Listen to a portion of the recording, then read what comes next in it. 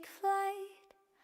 We'll talk of little smiles, tender touches, and sweet care. A show for moms and dads, a cozy space to share. No place is named, just a world of gentle play, where I'm Paula guides you warmly to learn along the way.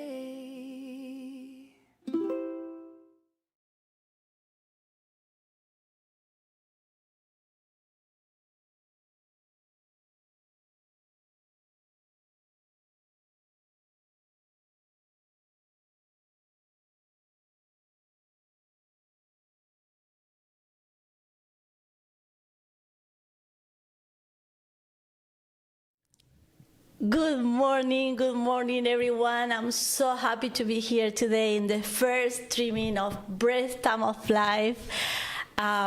Super excited. Happy New Year, happy 2026. I hope this year bring you all the things that you love and you wish, wishing you the best. So we're super happy to be here. This is a dream that we've been having for many, many years, to have the opportunity to have this open space where parents can connect with us and ask their questions. So this is the time. We have 30 minutes today, and I would love for you to send me all the questions that you have regarding your baby's feedings. So before we start, I'm gonna introduce myself. My name is Paula Laria. I'm a nutritionist from Argentina. I've been in the United States for almost 20 years now, and I'm an IBCLC, International Board Certified Lactation Consultant. I have 18 years of experience helping families prenatally and postpartum. It became my passion after a few months being here, and this is what I've been doing. I have experience working in the community in the WIC program. I work in 3 different major hospitals in the area of Los Angeles. I have experience working with pediatrician's office. At this moment, I am working in a pediatrician office at Balboa Pediatrics in Encino. I have a private practice for the last 12 years. I have different opportunities to work with families. I also hold a certification in Certified Infant Massage Coach. I'm also a Reiki Master, and continue learning every single day, because the more I know, the more I can help my families. But also, I'm a mother of 2. I have 2 teenagers that I love with all my heart, which I had the wonderful experience to breastfeed them with all the challenges that happened, things that happened to me when I had the opportunity to take care of my own babies. And so this is it. This is here. And the chat is open. Remember that all the information, anything that you put in the chat is open to the whole public. So if it's anything that is extremely private and important and you wanna share, know please that everybody will read it. And if it's any particular thing that you need to know or you want more information but it's private, you can contact me in private at 818-571-0494 via text message, okay? But I'm not alone today.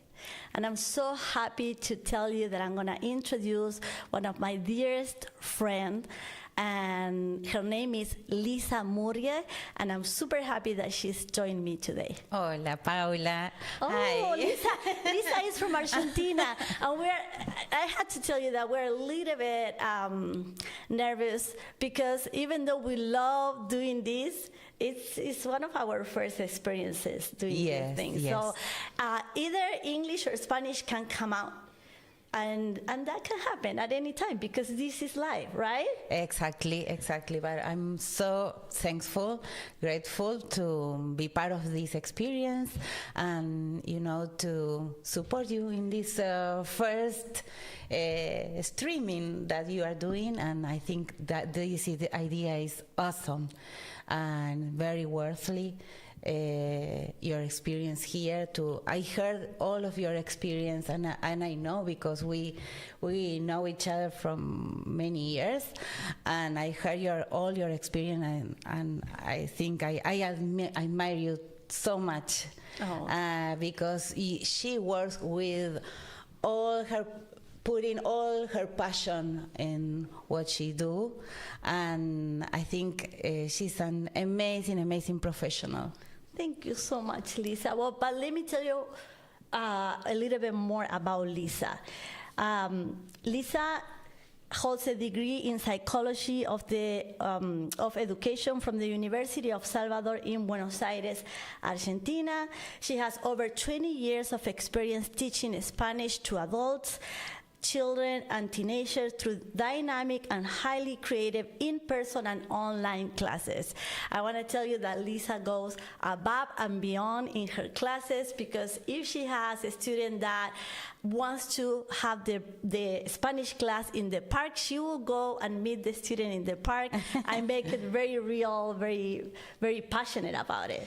Yes, of course. I love to do that. We're like, yes, as you said, now it's like 20 years of experience teaching Spanish, and yes, I really enjoy to do the class in the park. Lisa, do you have kids? Yes, I have 2 kids, wonderful kids, teenagers now, and Paloma and Felipe, and well, like 18 years ago, I was in this very good, doing this good challenge. Oh, wait, sorry, Lisa, 1 second. Lisa has a website called holalisa.com. So if you want Spanish classes, please, right there in the screen, you can see her website, and don't forget to call her because she's amazing. Sorry, keep going. I love that. So keep telling me. As a mom, it was very important for me to do breastfeeding at that moment with all my kids, and I really know the challenges that appears every day, every moment when you are in this. So it's a very, very important decision that you do as a mom. And the important thing, as maybe you're gonna work with the families, and is like the moms are not alone.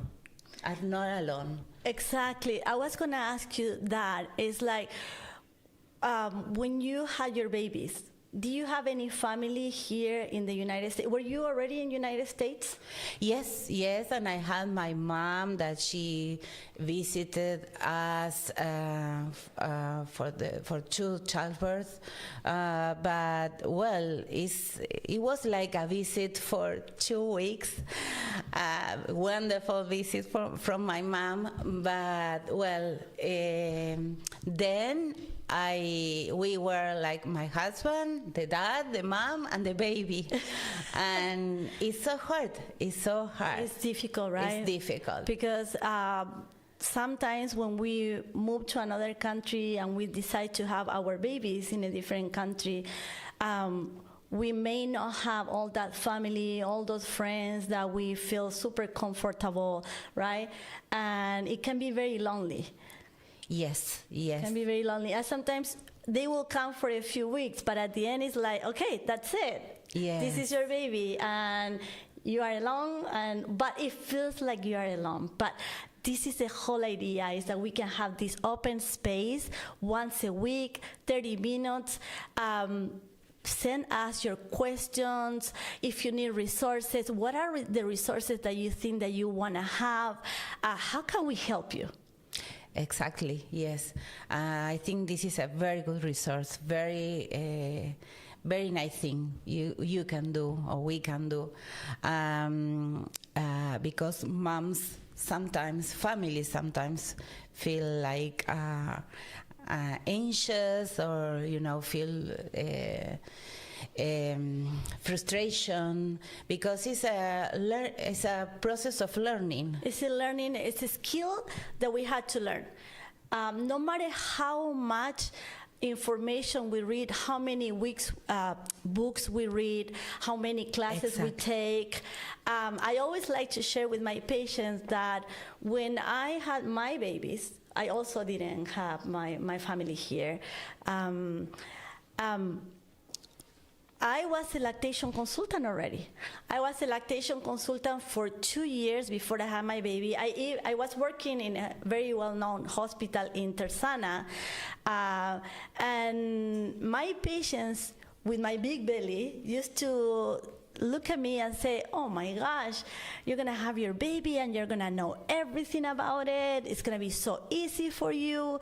But at the end, when I had my babies, things happen. A lot of challenges. No matter how much theory, how much I read about it, how much I work with other patients, but at the moment of taking care of my own baby, it was very difficult. I had help from 3 different lactation consultants because I have bleeding nipples, I have over milk supply, my baby was born with a broken clavicle, it was difficult for baby to latch, position. So it's a lot, and I think there is no, one answer. It depends of each person, each mom, each baby. So also the breastfeeding involves not only the mom and the baby, I think, so involves all the changes that happen in the family, right? All the members of the family turn on new roles, in the dynamic of the family, and this is something that I think is very important to say, to talk about the being a person without kids. And having your own activities and your jobs, to taking care of a baby 24/7. Exactly. And changing your life and trying to adapt your life as a family life, right? Exactly. And realize that you are not alone, and the other members of the family or friends or other people can help you. Yes. Yeah, so I would love for the people that is watching us today, and thank you everyone for being there. we really appreciate that you're here. Can you tell us if you can hear us properly, if the sound is good? Anything, like today is the first time we're doing this, and we hope that we can do it many more times, but we will really appreciate if you can give us your feedback. Besides asking us questions, which will be very helpful. Thank you so much, Nina. Thank you for being here. They are sending us greetings from Argentina. Thank you so much for connecting. This is very exciting. Having people from all around is very exciting. Yeah. So we were talking about that, how difficult it is. That I will call myself, for me, I will say it's a shock. Yes, It's a totally. shock. It is a shock. I agree completely with you. So at that moment, I heard a lot, and I bought a lot of books about the childbirth, but not about breastfeeding. It was like a huge surprise for me, and So most of the time, huge breast. Also. yes, that's so true. Yes, just big surprises. I love that.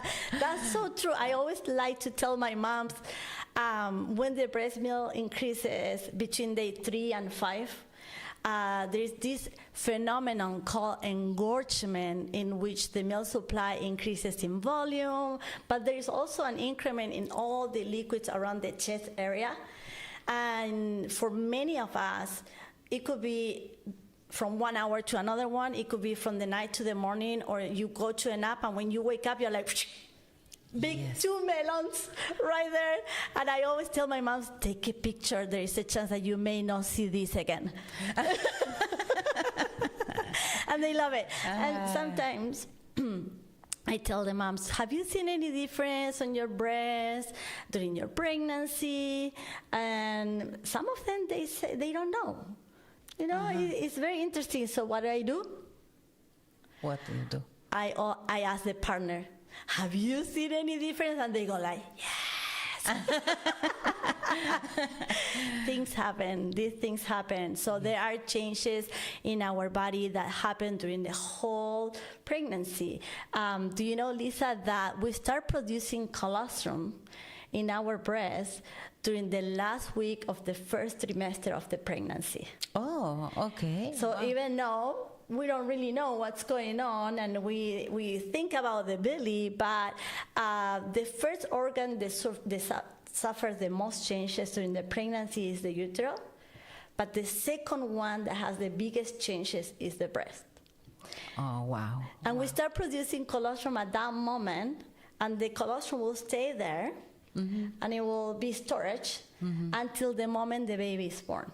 And I think it's very important to know that, right? To be informed about that, because in my experience, I didn't have any information about that. And the colostrum is a very, very rich and a very important, it has a very important role, right? Oh, it has a wonderful role to feed our babies. That exactly. first food that our babies receive. But let me tell you something. Colostrum will not, some parents will see colostrum during the last trimester of the pregnancy. So if you are in your last trimester of the pregnancy and you see some discharge from your breast, don't get scared. There is a big chance that you are already seeing colostrum. It's actually a good thing to see. Yeah.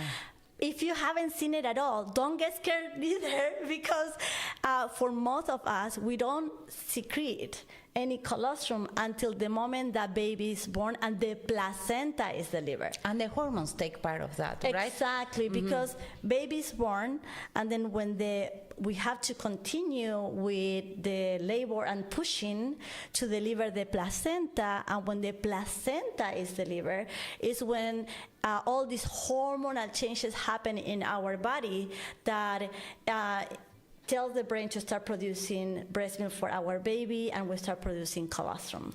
Wow, this is magic. This is magic. Look at this right here. We can see the breast before pregnancy, the breast during pregnancy that increases in size. For some of us, it changed the color of the areola. Areola gets darker, more sensitive.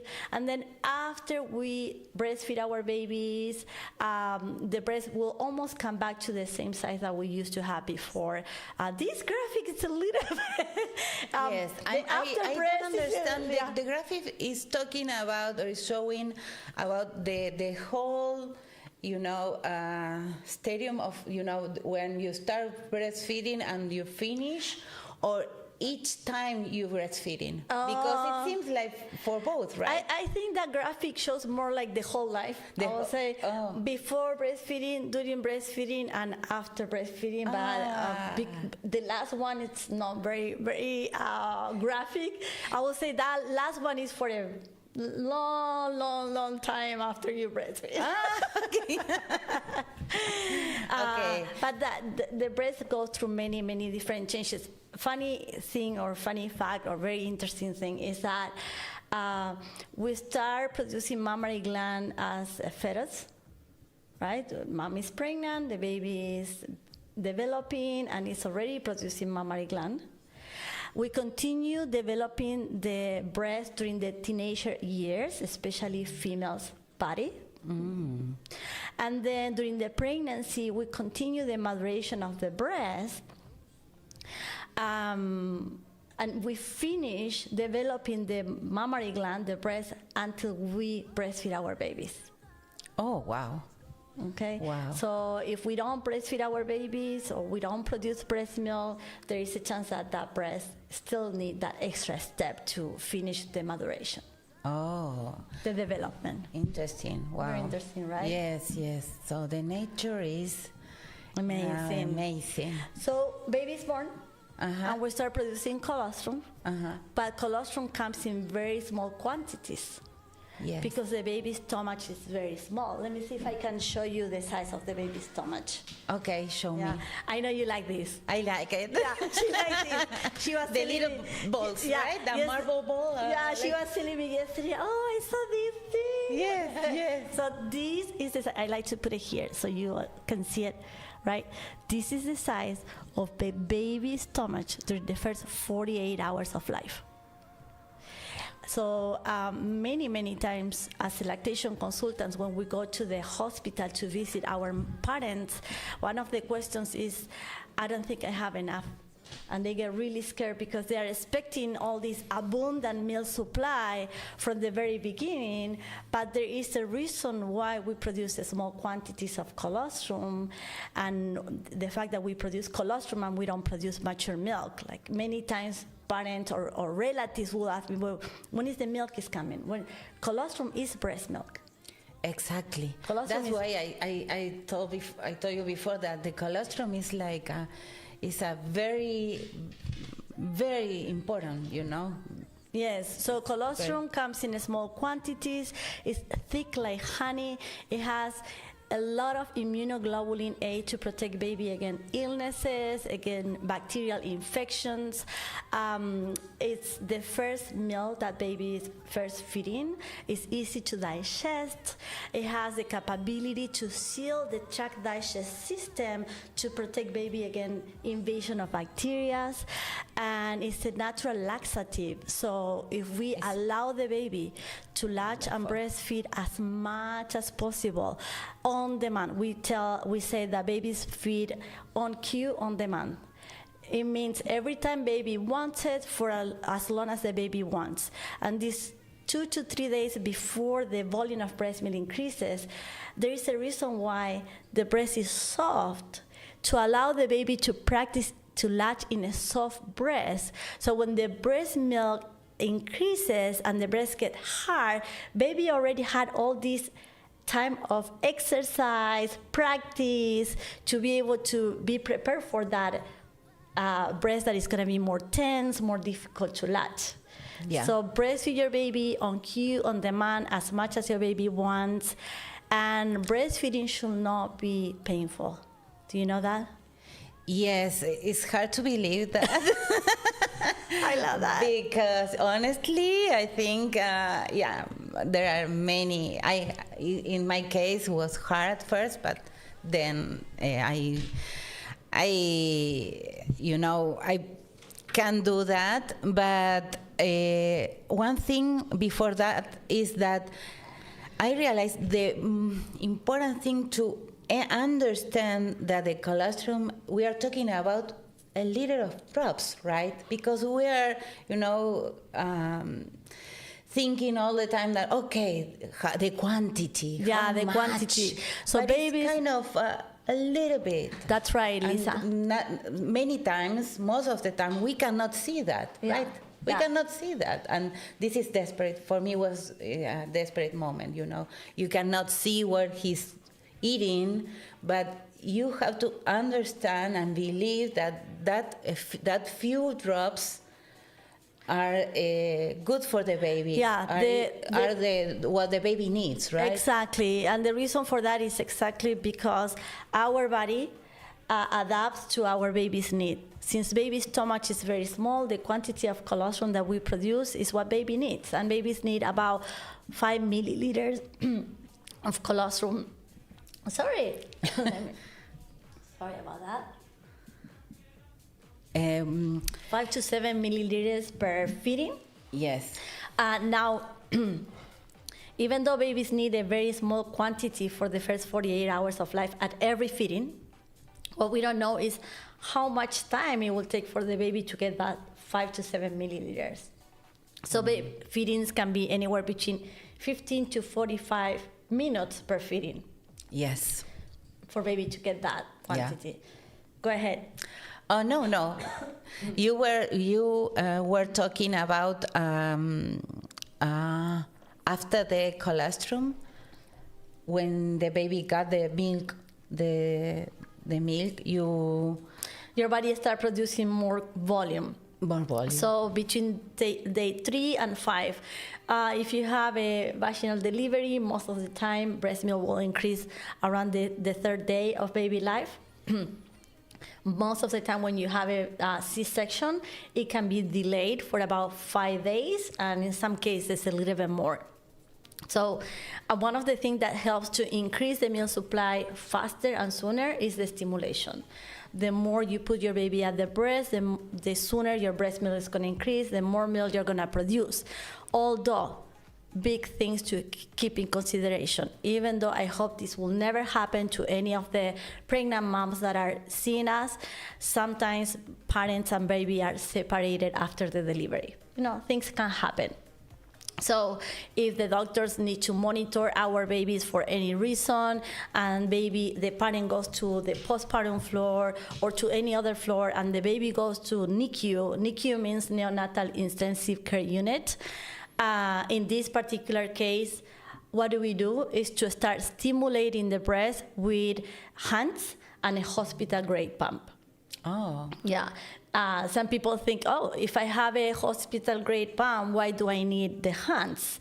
Or some parents will tell me, I don't really enjoy hand expressing my breast milk. But the thing is that because colostrum comes in small quantities and is thick like honey, when we put a pump, the pump only does suction, and it's hard to express the colostrum with the pump. It's easier to express with the hands. So in this particular case, hands will do a few things. The contact of the hand and the skin will help our body to release oxytocin for the milk to flow easier. Okay, and it gives us that relaxation feeling.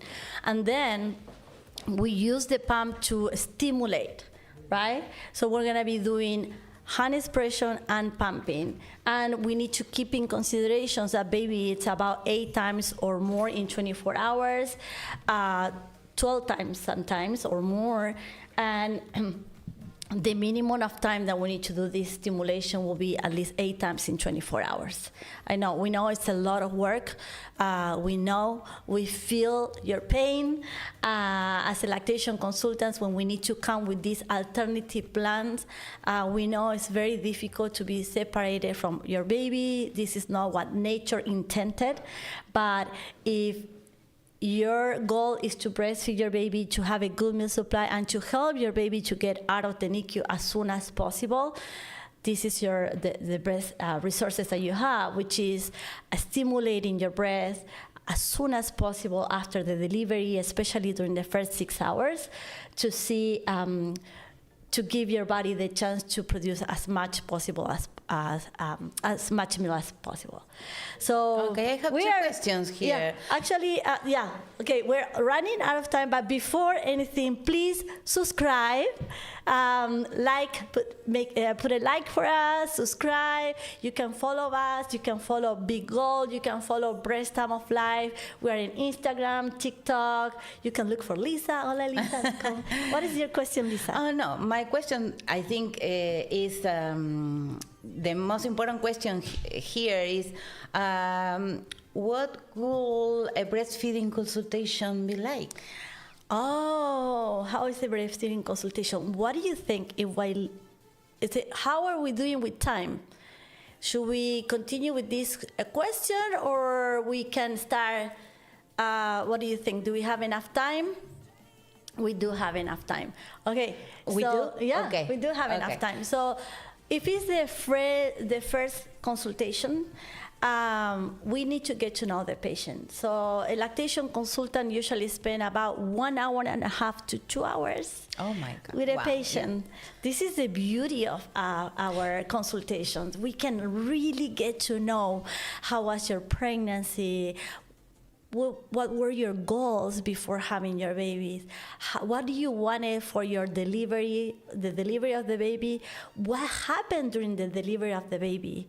And how do you think about babies feeding before the delivery and what happened after the delivery of the baby? Sometimes challenges, things that happen during the delivery, the labor and the delivery of the baby can affect baby feedings, can affect meal supply, and when moms don't go through the delivery that they dream, they need extra help. So for us, getting to know our patient is extremely important. We assess the parent, we assess the baby, whole body, not only the feeding. We do see a whole feeding, but we assess baby's oral anatomy, baby body. We need to see everything, the whole because picture. everything is involved in this, right? Everything is important. Before and you talk only with the mom and the baby, work with the mom, or also with the dad or the... The more people come to the consultation, the better. Especially if you that have... is important, yes. If you have your partner, your friend, your neighbor, I don't know, whoever is your support person, or the grandma or the mother-in-law, it's extremely helpful to have grandmas and mother-in-law, because sometimes the way that the mother feels may not be the same way that the mother-in-law or the grandma feels, or grandpa. And it's nice for them to be part of the consultation so all can be in the same boat, right? I don't want to forget to mention WIC program, Women, Infant, and Children. I had the amazing opportunity to work there for 7 years. WIC is a program for low-income families. If you cannot afford a breastfeeding consultation and you need help, besides contacting us, we're going to be here once a week. But if you really need help with breastfeeding, do not hesitate to reach WIC. They can help you for free. Okay, so if you qualify for the WIC program, that's a resource that you have. If you don't qualify for the WIC program, but you still are in that, there is a big gap of population that need help, and sometimes they cannot afford the consultation. Right there you have the information from the WIC program in the screen. Thank you so much, production, for doing this amazing job. Thank you, Renzo and Juan. Amazing parents really appreciate this. We also have La Leche League International. La Leche League International have a group of parents that meet all around the world. Oh, wow. And this is free. So go to LLL.com, please. Maybe production have that information, or if we don't, we can bring it for the next time. Oh, there you go. Amazing. La Leche League International. They have group of parents that meet all around the world. It's free, and it's very, very helpful to have a support group. Somebody who is going through the same thing that you're going to, it will understand you better than anybody else. Sincerely. Also, local hospitals. Most local hospitals will have a breastfeeding support group that meets once a week with a lactation consultant that is fabulous. Yes. Guides the group. The whole idea in the support groups, because many times I have parents that don't want to go to the support group. Oh. Many of them, they're like, no, I don't want to share, I don't want to talk, I feel shame, I feel embarrassed. You can go to the support group and you don't need to talk. Nobody will tell you, you have to talk. Share your experience. Exactly, no. You can just be an observer. There are different ways to participate in that, you know. Always. Yes. Some support groups are online. Please, and I love Instagram, I love internet, I love everything. Nowadays we have so much. Sorry. Oh, yeah? Is that okay? We're gonna talk about that. But they're sending me a question right here from the chat. I wanted to say something. I forgot. But the question that they gave me right now is, how do I save my breast milk? If I pump and I express my breast milk, how do I save it? You can frozen, right? Yeah, you freeze? can keep it at room temperature up to 4 hours. You can put it in the refrigerator for 4 days and the freezer for 6 to 12 months. There is also a website that you can go. It's called CDC. They have an amazing chart that you can print and put in the refrigerator so you don't forget and you know how to use it too. Because you can put the breast milk inside the refrigerator in bottles if you know that you're going to use it right away, maybe for the next feedings. But the easiest way for most parents is to put it in special bags, containers that you can put the time, the date, how much milk you put in the bag, and you can put it in the freezer. The benefits of using these bags is that it takes a lot less space in the refrigerator and the freezer. Because for some parents that have the blessing of having an abundant milk supply, sometimes they fill up the freezer pretty quickly. But this is important to tell everyone, even though you may see online a lot of people that filling up freezers with breast milk. The goal for all of us is to be able to produce enough breast milk for our babies for 24 hours. So babies need anywhere between 24 to 32 ounces a day. That's our goal. When you see those parents that are producing 40, 60 ounces a day or like super abundant milk supply, that's not the goal. I have many questions about that. Maybe in the next. But maybe we can leave it for the next time because I know if you know any Spanish speaker that do not understand English, of course, and they wanna have the same opportunity that you are having today, please share with them that right after this, we're doing the Spanish version of it. Yes. And this is it, Lisa. What do you think? Well, this is it, but I think the doors are open to more, right? Because there is a huge world here, and I love to understand everything about this, and I like to say that this is like a very huge learning, you know, as you say at first. It's very important, the information, and read it and listen, you know, the experts, but it's a personal experience, and you need to accept that, and you need to accept that nothing is perfect, and you need to learn step by step everything.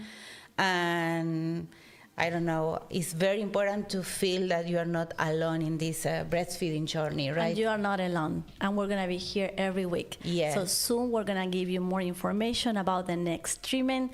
We hope, we kind of have an idea that it's gonna be on Thursdays at 6 p.m. Okay, but let me confirm you whenever we have all the information we need. We thank you so much for being here with us today, and we hope you're gonna join us and share this with every single person you know, because the more the merrier, right? Yes. And it takes a whole village to take care of our babies. Okay. Sending you a big hug, and for the next time, we need mate. Okay. Yeah? Okay. And yes, many questions about that also. Yes. Questions. Thank you for coming, and see you next time. Thank you, Paula. Thank you, Lisa. Bye. Thank you. Bye.